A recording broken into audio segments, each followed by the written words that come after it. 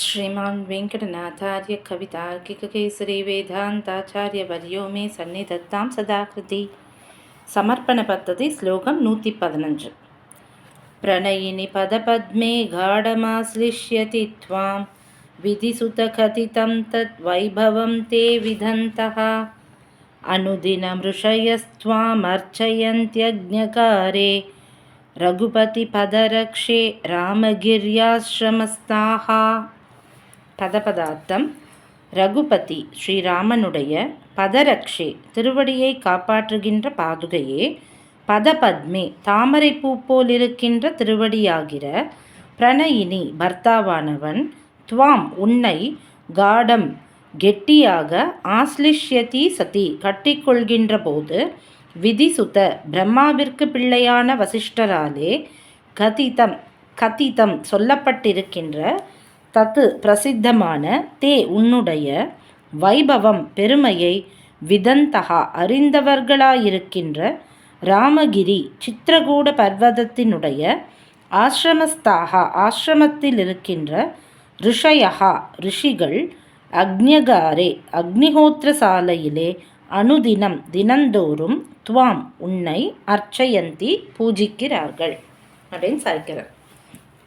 அதாவது ராமன் ஏன் பாதுகை மேலே ஏறி நின்று அதுக்கப்புறமா பரதனுக்கு கொடுத்தார் அப்படிங்கிற கேள்விக்கு சுவாமி போன ஸ்லோகத்தில் சொன்னார், பெருமாள் தன்னோட நகக்காந்தி மூலமாக ஒரு பட்டாபிஷேகம் நடத்தி வச்சார், அதனாலேயோ அப்படின்ட்டு போன ஸ்லோகத்தில் பார்த்தோம்.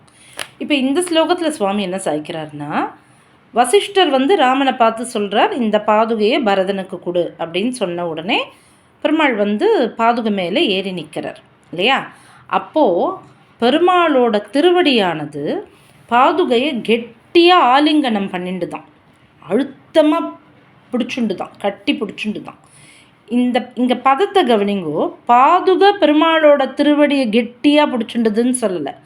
பதபத்மே பிரணயினி துவாம் காடம் ஆஸ்லிஷ்யதி, அதாவது பெருமாளோட திருவடியானது பர்த்தாவானவன், திருவடியாகிற பர்த்தாவானவன் உன்னை, அதாவது பாதுகையை கெட்டியாக கட்டிக்கொள்கின்ற போது, பெருமாளோட திருவடின்றது பர்த்தா, பாதுகைன்றவ பாரியா இல்லையா. அப்போது பெருமாளோட திருவடி பாதுகையை கெட்டியாக ஆலிங்கனம் பண்ணிட்டு தான்.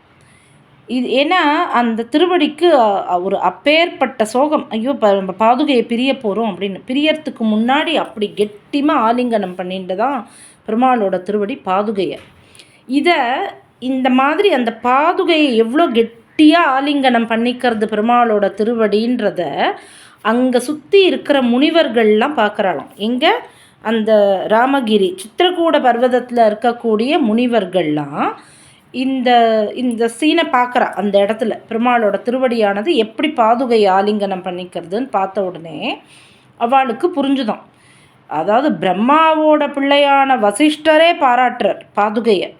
பாதுகை ராஜ்யமாளட்டோன்னு அப்போவே அவளுக்கு பாதுகையோட பிரபாவம் புரிஞ்சுடுத்து.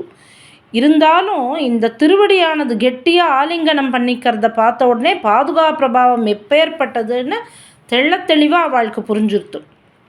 அதனால் அவள் என்ன பண்ணாலாம், அங்கே ராமன் கிட்ட இவா ஒரு ஜத பாதுகையை எழுந்தருளை பண்ணிட்டு அதை ராமன் கிட்ட சமர்ப்பித்து, அந்த பாதுகையை ராமனால் திருப்பி கொடுக்கப்பட்ட அந்த ஏறி நின்று திருப்பி அவர் இவா இத்தனை பேருக்கும் கொடுக்குறாருன்னு இங்கே வியாக்கியாத்தாக்கள் எடுக்கிறார். அந்த அத்தனை பேரும் ராமன்கிட்ட ஒரு ஜத பாதுகையை சமர்ப்பித்து ராமனோட திருவடி சம்பந்தம் ஏற்பட்ட அந்த பாதுகையை தங்களோட அக்னிஹோத்திர சாலையில் வச்சு தினந்தோறும் பூஜை பண்ண ஆரம்பித்தா அப்படின்னு சுவாமி இங்கே சாய்க்கிறதா வியாக்கியார்த்தம். ஏன்னா பாதுகையை திருப்தி பண்ணாலே, பாதுகையை ஆராதித்தாலே, பாதுகைக்கு பிரீத்தியாக இருந்தாலே பெருமாளோட திருவடியானது சந்தோஷிக்கும் அப்படின்னு வாழ்க்கை இப்போ புரிஞ்சுடுது. இப்போ பெருமாளோட திருவடியானது தேடிண்டு வரணும் அப்படின்னா அங்கே ஒரு பாதுகை இருக்கணும். ஒரு பாதுகை இருந்தால் பெருமாளோட திருவடியானது தேடிண்டு வரும்ன்றது வாழ்க்கை புரிஞ்சுடுது. ஆக திருவடி வர்றதுன்னா பெருமாளே வரா மாதிரி தான் அது இல்லையா. திருவடி வர்றது அப்படின்னா திருவடி தனியாக வருது, பெருமாள் தனியாக வராருன்னு இல்லை. திருவடி வர்றதுனாலே பெருமாள் வர்றதுன்னு தான். இது சுவாமி அழகாக நவமணி மாலையில் எடுத்திருப்பார். அருள் தர எண்ணி ஐந்தை வந்தன அடியவர் மெய்யர் மலர்பதங்களே ஒருமதி என்பருளம் கவர்ந்தனன்னு அந்த பாசுரத்தில் திருவடியோட பிரபாவத்தை ஃபுல்லாக சொல்லிட்டு வர சுவாமி கடைசியாக முடிக்கும்போது அருள் தர எண்ணி ஐந்தை வந்தன. யார் வந்தா? அடியவர் மெய்யர் மலர்பதங்களை. பெருமாள் வந்தார்னு சொல்ல, மலர்பதங்கள் தேடின்னு வந்தது. இந்த அகீந்திரபுர க்ஷேத்திரத்துக்கு தேடின்னு வந்தது யார் அப்படின்னா அடியவர் மெய்யர் மலர்பதங்களேன்னு முடிப்பார். அகீந்திரபுர க்ஷேத்திரத்துக்கு எதுக்கு தேடின்னு வந்ததுன்னா அங்கே இல்லாத நித்தியசூரிகள் கிடையாது, இல்லாதவா கிடையாது. அங்கே நீங்கள் பார்த்தீங்கன்னா தெரியும். அந்த க்ஷேத்திரத்தோட இவரே வந்து யாருன்னா அகீந்திரபுரநாதன் தான். அங்கே அதாவது அகீந்திரம் அப்படின்னா பாம்புன்னு அர்த்தம். ஆக ஆதிசேஷன் அங்கே சேஷன் கணராக இருக்கார். பெருமாளோட திருவடின்னு சொல்லப்படுற ஆதிசேஷனே நம்ம எப்படி சொல்கிறோம்? சென்றால் குடையாம், இருந்தால் சிங்காசனமாம், நின்றால் மரவடியாம்னு சொல்கிறோம். அந்த மரவடி அதாவது பாதுகையான அந்த ஆதிசேஷனே அங்கே கணராக இருக்கார். பெருமாளோட திருவடின்னு சொல்லப்படுற கருட நதியாக இருக்கார். சிறிய திருவடின்னு சொல்லப்படுற ஆஞ்சநேயர் அங்கே விசேஷமாக எழுதிருக்கார். திருவேந்திபுரம் ஆஞ்சநேயர் வரப்பிரசாதி, நினச்ச மாதிரி நடத்தி கொடுப்பார். அடியனுக்கு பிரத்யட்சமாக நிறைய அனுபவம் உண்டு அதில். அந்த ஔஷதகிரி அங்கே வரத்துக்கு காரணமே ஆஞ்சநேயர் தான். அவர் இலங்கைக்கு தூக்கின்னு போகும்போது ஒரு பார்ட் ஆஃப் அந்த இது இங்கே விழுந்தது தான் ஔஷதகிரின்னு சொல்லுவாள். அங்கே நம் சுவாமிக்கு ஹயக்ரீவன் பிரத்யக்ஷம். அதனால் அந்த ஔஷதகிரியே அவ்வளோ சுற்றி அங்கே. ஆக அங்கே சிறிய திருவடியான ஆஞ்சநேயர் இருக்கார், திருவடியான கருடன் இருக்கார், மரவடியான சொல்லப்படுற ஆதிசேஷன் இருக்கார். இவ்வளோ பேர் அங்கே இருக்கும்போது பெருமாள் எப்படி அங்கே வராமல் இருப்பார்? அதனால் அருள் தர எண்ணி ஐந்தை வந்தன அடியவர் மெய்யர் மலர்பதங்களே அப்படின்னு பதம் போட்டிருக்கார் நம் சுவாமி.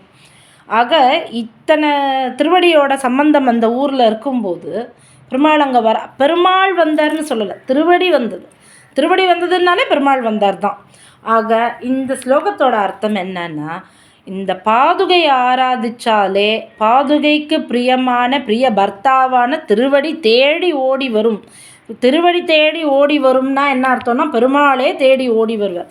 ஆக பாதுகை ஆராதிச்சாலே போதும் பெருமாள் பிரீத்திக்கு நம்ம ஆளாயிடலான்னு தெரிஞ்சுட்ட அந்த சித்திரக்கூட பர்வதத்தில் இருந்த ரிஷிகள் அத்தனை பேரும் இந்த பாதுகைக்கு அப்படி அதோட பிரபாவத்தை தெரிஞ்சுண்டு அவளும் ஆராதிக்க தொடங்கினா அப்படின்னு இந்த ஸ்லோகத்தின் மூலமாக சுவாமி நமக்கு புரிய வைக்கிறார். அடியே கவிதார்க்கிக சிம்மாய கல்யாண குணசாலினே ஸ்ரீமதே வெங்கடேசாய் வேதாந்த குருவே நமஹா.